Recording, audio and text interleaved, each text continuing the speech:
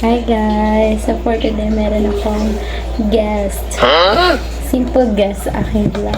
So ngayon, habang guys, kumakain kami, may isipan akong vlog. So habang kumakain kami, ang topic namin is ano ba yun? Hindi na siya trending. So, ito yung mga syempre, girlfriend ako, tapos may live-in partner na kami. In how many years? So, magpo 4 years na kami this 2025 sa June 1. So, may mga tanong ako sa kanya na hindi niya pa nasasagot. So, ito ay lagyan natin ang title na Question I Never Had to My Boyfriend or Living Partner.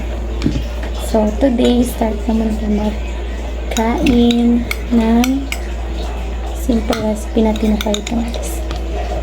So, sino mauna? Ikaw. Ako. Ladies first. Sige. Pakita sa kanya.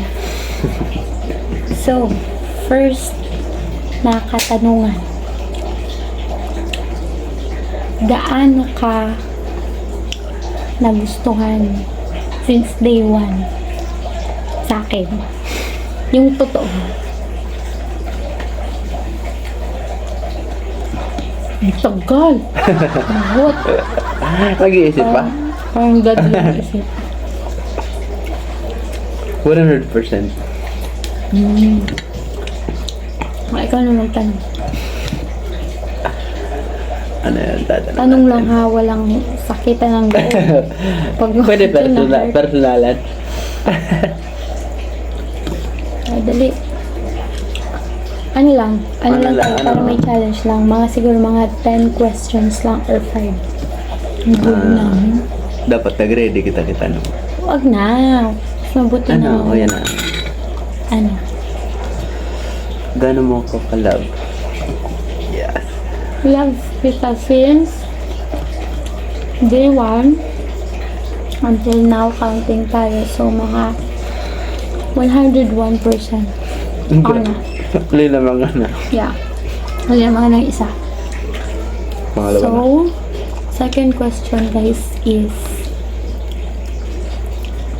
nung first met mo or unang pagkikita mo sa akin, ano yung pinaka best expectation or first impression mo sa sarili ko? Sagutin mo yan ng maayos. Gagi. Ano? Wala. Ano? Ano? First tayong nagkita is Ano ako? Sa'yo? mabait naman. Parang mabait naman. Pero hindi pala. Di joke lang. Nadismaya ngayon sa Di mabait naman. Oo. Kaso nga lang, may mga times na di natin alam ang nangyayari sa buhay-buhay. Kasi hindi ka din kasi gumagawa ng... Oy, di pala pa tanong. Yun na. Pang-5 na ay pang-4 ng tanong. 5. 4. Sa Ah. 3 years in counting nating mag-partner. Parang seryoso. Ano? Ano? Kumusta naman ako bilang partner? Ano? Wala, doon ka umiyak. Hindi mo ako... Ano? Sa mga hindi po kasi nakakaalam, ang aking pong boyfriend ay kasalukuyan ko po ngayon ay live-in partner. Super po siya, super mabait, maalagain, responsable siya sa lahat ng mga nasa paligid ko. Every time na pauwi ako sa work, lagi niya akong sinasamahan pauwi para maging safe. Tapos very love niya ako, as in. So, malambing siya. So, sabi ko, this guy I want to